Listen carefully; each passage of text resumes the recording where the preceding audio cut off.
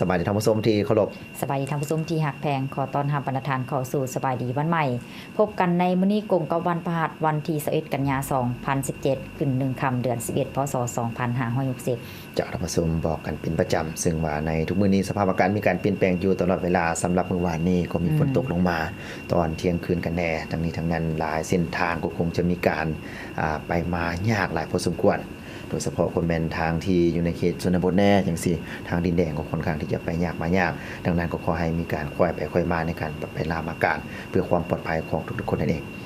ที่ได้กล่าวกันไปว่าสภาพอากาศมีการเปลี่ยนแปลงฝากเตือนบรรดาทานในการรักษาสุขภาพกันแน่ปัจจุบันนี้ถือว่า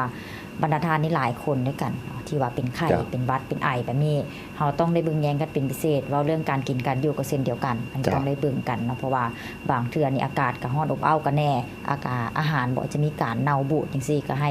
ระมัดระวังเรื่องการกินการดื่มก็เช่นเดียวกันดื่มน้ำให้สะอาดสิ่งสำคัญคือการออกกำลังกายในธรรมสมออกเป็นประจำเนาะเพื่อสุขภาพของทานเองในการปฏิบัติหน้าที่เวียกงานจากธรรมสมทั้งนี้ทั้งนั้นก็เพื่อสุขภาพของทานมีความแข็งแรงตลอดเวลาสำเร็จนาทีเวียกงานในตอนนั้นนั่นเองไปเบิ่งข่าวกันธรรมสมสำหรับมื้อนี้ก็มีหลายข่าวหลายเหตุการณ์ที่สำคัญในวิดีไปเบิ่งกันที่ไปเบิ่งศูนย์คณิตคิดไวสมาร์ทแมทโดยเฉพาะคนแมนได้มีการร่วมกับแผนก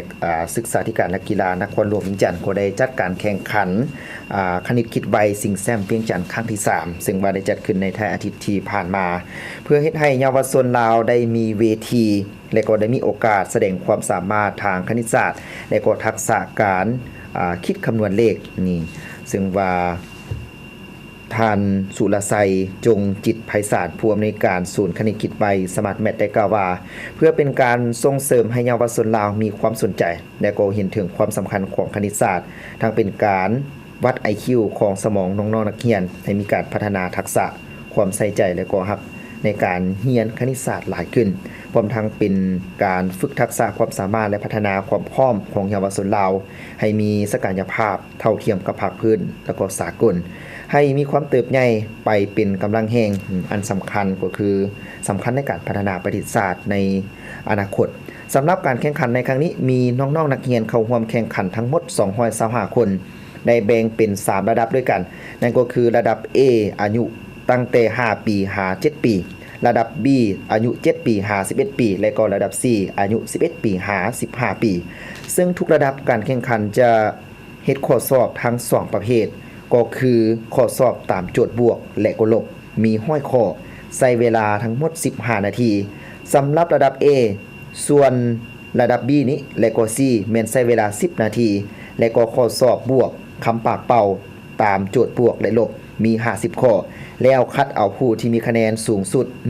1-3คือผู้ชนะเลิศที่1ได้รับรางวัลและก็ทุนเรียนสมาร์ทแมท6เดือนเป็นมูลค่า3ล้านกีบชนะเลิศที่2ได้รับขันรางวัลและก็ทุนเรียนสมาร์ทแมท4เดือน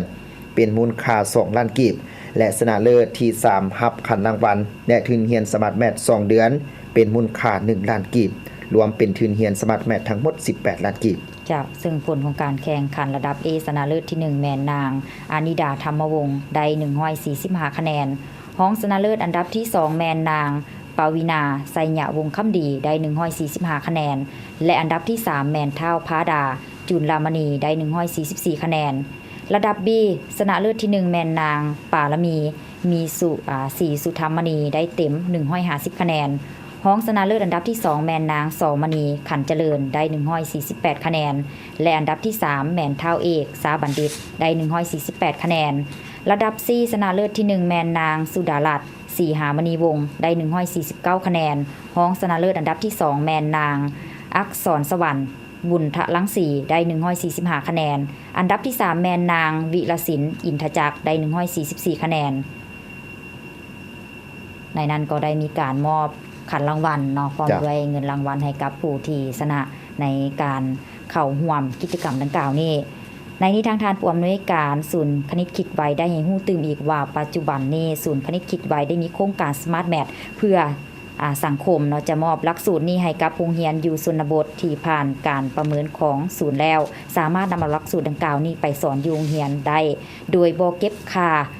เฮียนน้ำหนักเฮียนซึ่งโครงการดังกล่าวได้แม่นได้รับการสนับสนุนจากกลุ่มบริษัทหลายบริษัทด้วยการที่การสนับสนุนโดยเฉพาะแม่นกลุ่มบริษัทดาวเฮืองบริษัทสีมังกาอินซีกอกน้ำกลัดทิพยประกันภัยธนาคารอิสทีบริษัทภูเบียไมนิงโรงพิมพ์แห่งรัฐบริษัทฟ้าวัฒนาคอนซัลติงและสภาการค้าอุตสาหกรรมแห่งชาติลาวเจ้านี่ก็แม่นการจัดกิจกรรมของศูนย์คณิตคิดไวแผนกศึกษาธิการและกีฬานครหลวงวิจันทร์ก็ได้มีการจัดการแข่งขันโดยเฉพาะเป็นสูตรคณิตคิดไวขึ้นเพื่อเป็นการซิงแซมเป็นจังครั้งที่3ขึ้นก็เห็นได้ว่ามีน้องๆของน้องๆนักเรียนหลายคนนี่แสดงความสามารถความรู้ออกมานี่ได้คะแนนหลายพอสมควรนี่